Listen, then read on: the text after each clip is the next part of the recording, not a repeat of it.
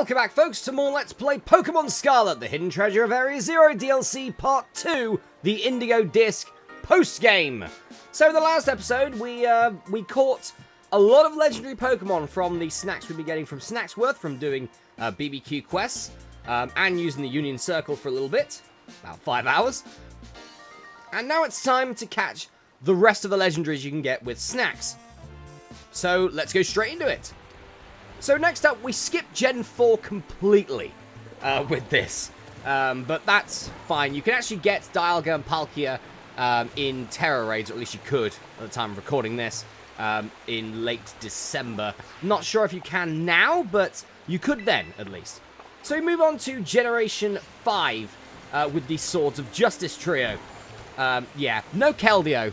No love for Keldeo when it comes to this, but you can get Cobalion, Terrakion, and Virizion here.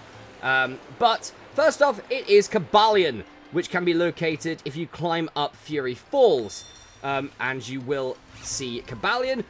The steel types always look good in this game, don't they? You know, Metagross looks good, Magneton looks great. You know, they all look good, the steel types, you know. I like the shine on them and everything. In my notes for this, I've just put down, looks like the sod's wearing shoes. I don't think I enjoyed this battle from a couple of days ago from the look of it. And that's not surprising, because we now have a prick pick number 1, and it is Cobalion. 19 balls it took for me to catch Cobalion, so that puts our total now on 132 balls used to get these legendaries. So, yeah, Cobalion took a long time when it comes to this. Obviously, being a steel type, it's quite tough to try and get him because, you know, False Swipe doesn't do much damage, and it is quite dangerous when it comes to that, when it comes to its moveset and everything. So, you know, to be honest, all three of these are, but it does get easier from here at least, so that's good. So, yeah, Cobalion, 19 throws, eventually got it. New record holder for the prick picks. Next up, it is Terrakion of the Swords of Justice, the fighting rock type. Yeah, this can be located in the south of Cascarafa, and I actually got more Ultra Balls here at this point, to the point I've just bled my bank. And, yeah, so I've got a couple more Ultra Balls here, just in case I need them, but I ended up not needing them, to be honest. With Terrakion, I was there thinking, don't have Rockhead. Please don't have Rockhead. Rockhead is a move that deals recoil damage. It's a powerful move, but it deals recoil damage. Which I don't want, especially with my False Swipe strategy. Luckily, it didn't have that. It had Stone Edge instead, which is fine. Also, I put down in my list, or in my comments, the horns are made of cardboard from the design standpoint. So, yeah.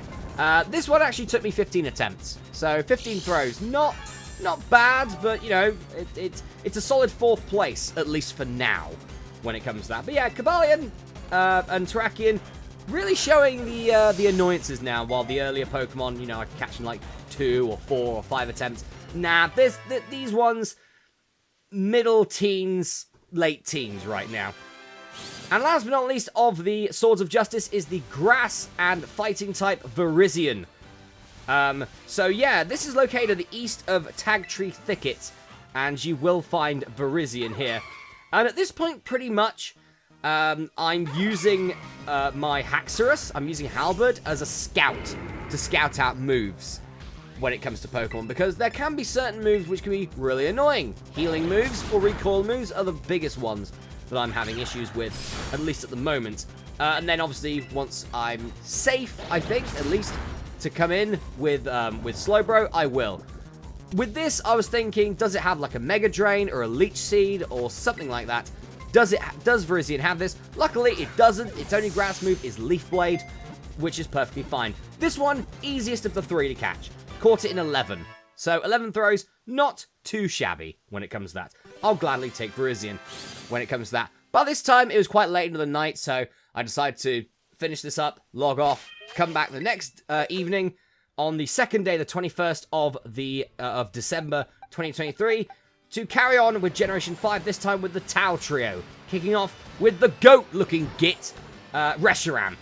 So, Reshiram is located south of Zapopico, and yeah, Reshiram, the start of the second day when it comes to Reshiram, and yeah, again, it was okay. It took me 14 to get him when it comes to that. Its moveset was, I believe, Hyper Voice, its signature move, and then the main fire move, and then the powerful but inaccurate fire move. So in this case, Flamethrower and Fire Blast. And it's very similar with Zekrom when it comes to that, but we'll get to Zekrom in a minute. We'll actually get to Zekrom very shortly, because that's the next on our list. But yeah, Reshiram, not too bad. 14 attempts to throw. 14 throws, not too shabby, I guess, to get Reshiram. So next up, we go up the Artisan Mountain, or the south of Artisan, up the mountain, to get the Electric Dragon type of the Tau Trio from Gen 5, Zekrom. So, Zekrom, yeah, again, sort of like a similar thing with Zekrom. It's got Fusion Bolt, which is its sort of like signature move.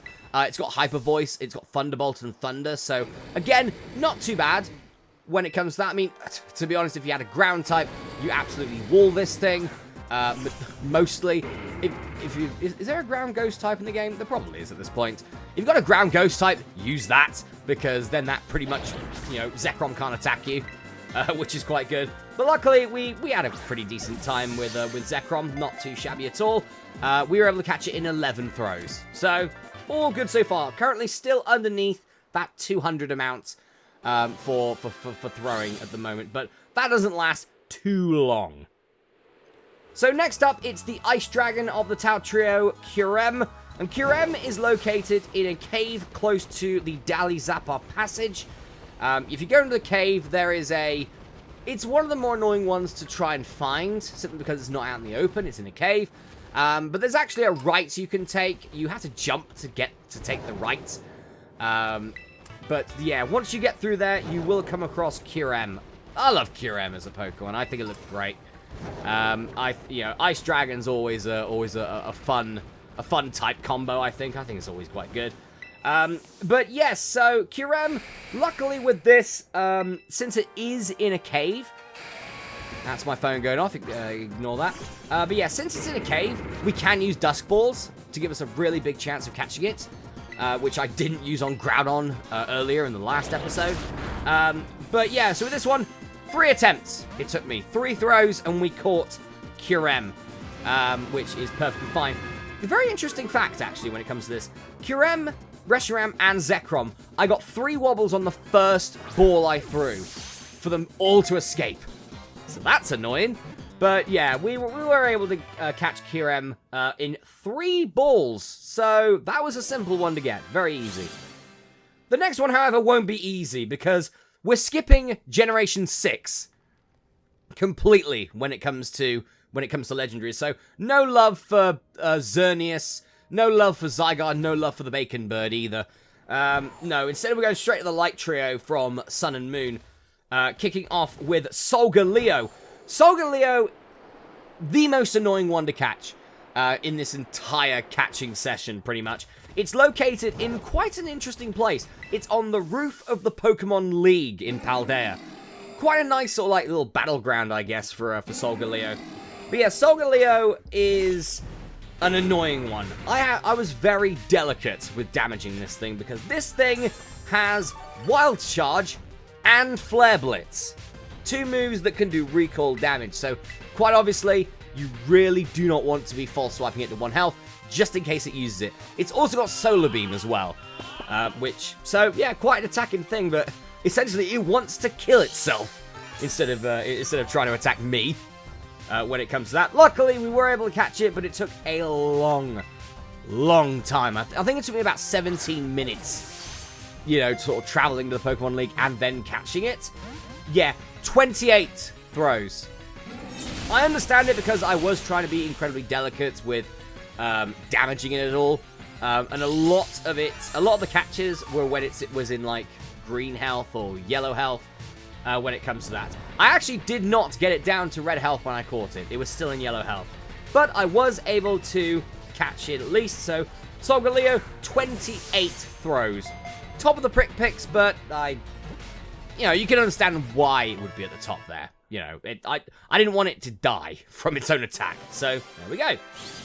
Next up, the second part of the Light Trio, which is Lunala. Lunala is located in the southwest of the Casa Royal Lake, and Lunala is one of the bigger issues when it comes to this. So, it's Psychic and Ghost type. Ghost types can't get hit with False Swipe. So, unless you have a move like Soak, which turns the opponent into a water type, or if you have something like Odor Sleuth, I don't have any of those, unfortunately. So instead, I just had to go for a risk. So I brought in Shoga, my King Gambit, and used Iron Head, which did about half damage, and then switched into Perry, my Slowbro. And with a nasty plot boosted stored power, we were actually able to get Lunala into red health, which is absolutely brilliant when it comes to that. Absolutely brilliant to get that, and this was actually my second critical catch. Yeah, was able to catch it with 9 throws, and on the 9th throw, I got a critical catch, so Lunala has been caught. All good. Next up, the last of the Light Trio, Necrozma. I love Necrozma as a Pokemon. It looks awesome, what can I say? Here's an annoyance, though. Obviously, I must have been getting quite lucky with these Legendaries, because I saw a shiny Dratini in the water of the Castle Royal Lake, and then it used Dive, and I never saw the bastard again. It could have been my first shiny in this game. No, it was surrounded by like Dratees and Dragonairs and stuff. Like I couldn't get to it, and by the time I was thinking, right, processing it, it's already dived beneath the bloody sea, and I've missed it. So that was annoying. But anyway, to the Necrozma fight. Necrozma, not too bad. East of the Ground Blight Shrine. Obviously, these shrines that we unlocked to get the Legendaries in the main game of Pokemon Scarlet and Violet. Necrozma, luckily, it's just up a little mountain here, and this one wasn't too bad at all.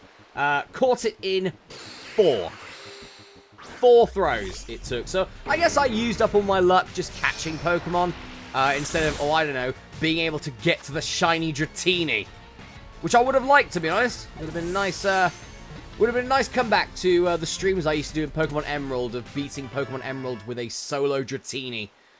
That solo Dratini run, I quite enjoyed it, to be fair. It was quite fun. Anyway, we move on from Generation 7, going straight to Gen 8 with Kubfu, the legendary, I guess, from the, it is a legendary. Kubfu is a legendary. From the Isle of Armor DLC of Pokemon Sword and Shield of Gen 8. And it's located outside of Fury Falls. So it's literally right there. Very interesting thing here, actually. It's only level 30. The rest of the legendaries are level 70. But Kubfu is only level 30. Very strange when it comes to that. It doesn't mean that it took an absolute ball ache to catch, though. And this thing didn't have anything that can hurt me. It didn't have anything that can hurt it. It was just there, level 30. And it took 22 throws to catch a level 30 Kubfu. Really annoying when it comes to that. Also, by the way, if you're thinking about, okay, how do you get Urshifu then? If Kubfu's in the game. You can actually get the Scrolls of Darkness and Water at Porta Murindada. So, at the auction, the betting area, there is actually a woman that turns up there, which usually isn't in these games, but she sells some really, really big stuff. And you can essentially just keep cancelling it until you eventually get the Scroll of Shadows or the Scroll of Water. Well, sorry, the Scroll of Darkness and the Scroll of Water. I found the Scroll of Darkness. I wanted to try and find the Scroll of Water because I haven't used the Water version of Urshifu yet. The Fighting Water type. But the Scroll of Darkness came up again, so I just thought, screw it. I'll bet for the Scroll of Darkness. Got it for 6,500 Pokédollars, so not too bad. And yeah, evolved our Kubfu into the Dark Fighting Urshifu again. That's fine though.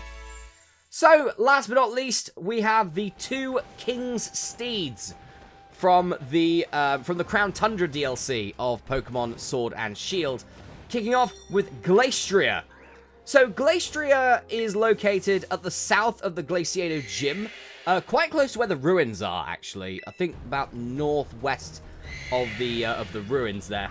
And Glastrier, this is the Pokemon that we didn't get when we did the Crown Tundra DLC in Pokemon Sword. We got Spectria, which is the ghost horse. This is the Ice Horse, and yeah, Kadaxa, my Annihilate, is an absolute game changer here. Because Glacier has Thrash, which can cause confusion for itself, which essentially means it can hit itself when it comes to that. It also has Double Edge when it comes to that, which does recoil damage. So again, not great when it comes to that. This was our third and final critical catch. We caught it in 8. 8 throws, not too bad for Glacier. And last but not least, the final legendary. The one for the King Steeds, Spectria, west of Dalizapa Passage, close to where the ruins are there. Interesting thing, actually. I glitched out the game getting this. It was showing me up the Glaciator Mountain, like it was saying, oh, it's in the Glaciator Mountain, there was a blizzard going on, but I was nowhere near, well, I was nowhere near the Glaciator Mountain. So I glitched the game. And in the battle, it was showing that it was still blizzardy and everything like that. And then once I caught Spectria, which, by the way, I did use my Master Ball immediately as, you know, I had one to use. And I didn't use it on anything else. Spectria, obviously, is a ghost type, so that could cause its own problems. But, yes, the blizzard then went away once I caught Spectria. So, Spectria, apparently, can conjure the blizzards. You'd have thought Glacier would have done that, but no, Spectria does it instead. Game Freak, get on that one. It's a bug. It's some sort of bug in the game, and I found it quite funny, personally. But yeah, with that, that's all 25 legendaries you can get from the Snacksworth Snacks. All locations and all caught. And a little bit of sort of extra commentary about what happened in the battles and things that could be annoying when it comes to catching them. Altogether, it took me 258 balls to catch these 25. So an average of about just under 11 for each. So not too bad when it comes to that. Our prick picks, by the way, the ones that took the longest. In third place is Kabalion with 19 throws. Second is Kubfu with 22 throws. And number 1, Solgaleo with 28. So there we go. And the nice ones, well, first place is Spectria, because I used the Master Ball, so that's 1. Second, the first Pokemon I caught for these, Articuno, which was 2. And then Kyurem with 3. So there we go. That's how you can get all 25 of the Pokemon that you can get via snacks from Snacksworth. So yeah, folks, that's how you get all of the legendaries when it comes to this. And I've got them all in their own little separate box here. So that's all of them. That is all of them we were able to catch when it comes to this. I have also got, obviously, Dialga and Palkia, which I'm pretty certain I would have mentioned when it comes to that, is that you can get them via the raids. Let me just check, actually, to see if they're still available, at least at time of recording for this. They should be. They were fine yesterday. I mean, it's the 22nd today, 22nd of December, so they're probably not available. They're probably not available when this is being uploaded, but they were still available before. Have a quick check. Oh, wow, they've actually gone. Okay, fair enough. All right, I got lucky then. That must have happened during the evening then, from 21st to the 22nd of December. Okay, that's fine then. That's all right. So, yeah, that's all of the legendaries in the game that we've caught. There are still a couple of things that we still need to do, though, when it comes to this. Not that. But yeah, there are a couple of things that we still... Not that either, actually. But yeah, there are still a couple of things we need to do. We currently caught 179 Pokemon. Obviously, there are the starters we still need to get, and we'll get into that at some point. But there are also... I'm not sure if we can actually see them specifically. I don't think we can. Can we?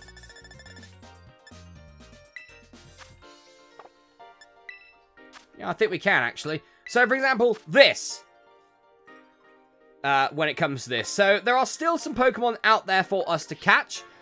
But we're going to need to... Essentially, what we've got is we've got more Paradox Pokemon. More Ancient and Future variants that were released in this DLC. Also, there's a Pokemon news event that's happening between Christmas and New Year to get 2 more, which it's the 3rd time they're doing this, but it's the same 2, which I missed the last 2 times because I didn't know that they existed, because I wasn't playing the game at this point. so we can get those as well. So that's altogether 6 Paradox Pokemon. And that is something that I'm going to be doing as well, alongside catching the starter Pokemon to finish off the Blueberry Pokedex. So, yeah, guys, I'm going to go for a break here, folks. But the next episode of Let's Play Pokemon Scarlet, the Hidden Treasure of Area Zero DLC, the Indigo Disc post-game. Yeah, I think we're going to be catching the not the Legendaries. I think we're going to be catching maybe the Paradox Pokemon, maybe the starters. What do I want to go for? Let's go for the starters, shall we? I could probably knock that out tomorrow.